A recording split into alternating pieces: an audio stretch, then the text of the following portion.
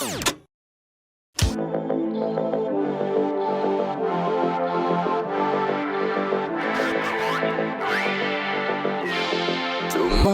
আমার প্রেমের শুরুতে কিছু ছিল যে বলা, যা ছিল এমনে তুমি গোপনে শোনো সেই কথা।